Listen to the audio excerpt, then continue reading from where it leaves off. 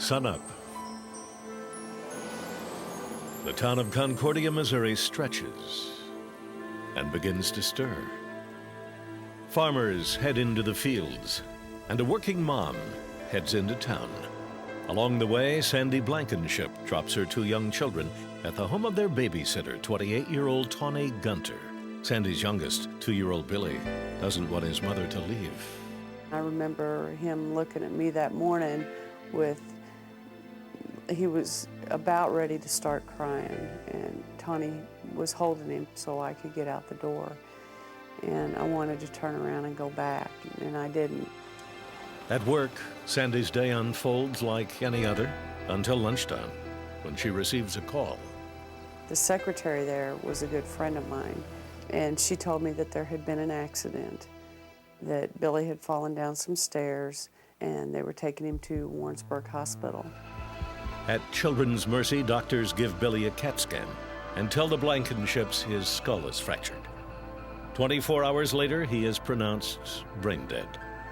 The Blankenships are urged to donate their son's organs and say goodbye. Sandy Blankenship looks to her babysitter to make sense of the tragedy. Tawny Gunter explains she had taken Billy into the basement and told the boy to stay there. Gunter walked upstairs to fix lunch.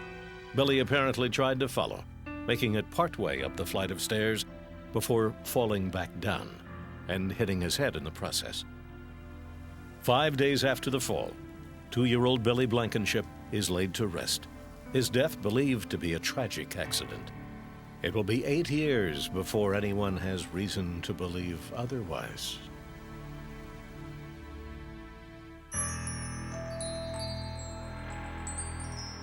Amy Yonce is a working mom with a problem. She needs a babysitter for her 3-month-old daughter, Mariah Cisco. Amy, however, has a bad feeling about the only available choice, a sitter named Tawny Gunter. On the morning of August 3rd, Amy drops Mariah off at Gunter's daycare. A few hours later, she gets a phone call. My secretary come and told me that, they brought the baby to the hospital. And so my sister took me to Warrensburg.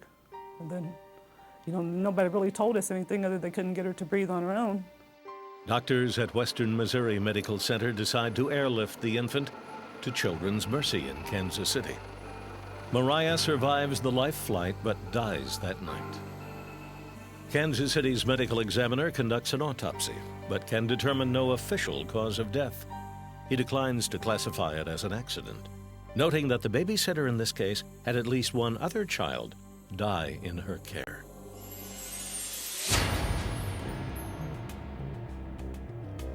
On August 13th, Billy Blankenship's aunt, Terry Holtkamp, arrives for a scheduled visit with her local doctor. Holtkamp, however, gets more than just a checkup.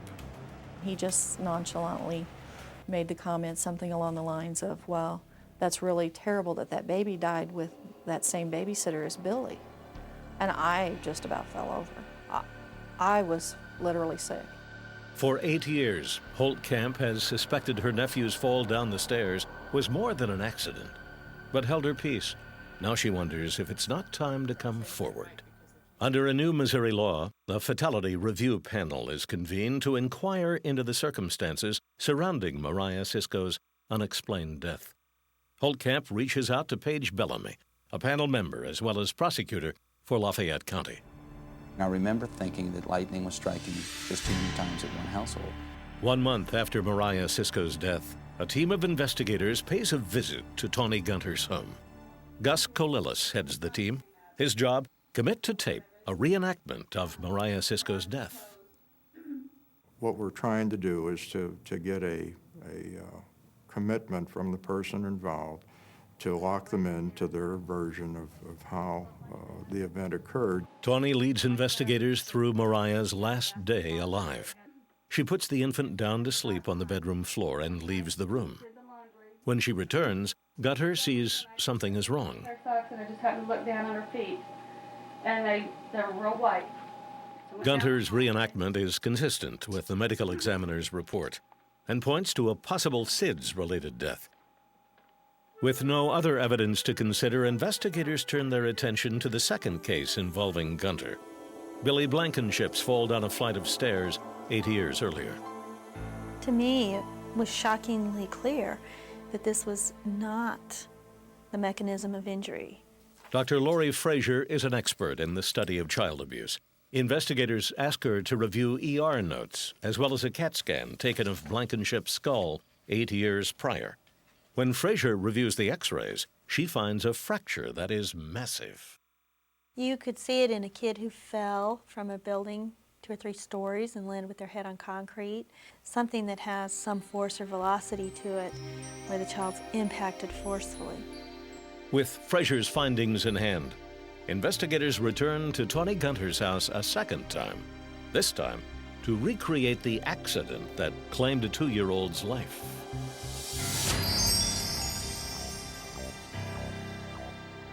On December 17th, investigators roll tape and ask Tawny Gunter to walk them through the death of Billy Blankenship. Gunter tells investigators she was making lunch in the kitchen, and Billy was in the cellar when Gunter heard 2 thumps. I remember Billy, wake up, say, wake Billy. My telephone was on the wall here at the time. I picked it up. I had the emergency numbers up here. I called for the ambulance. Investigators are suspicious of Gunter's story.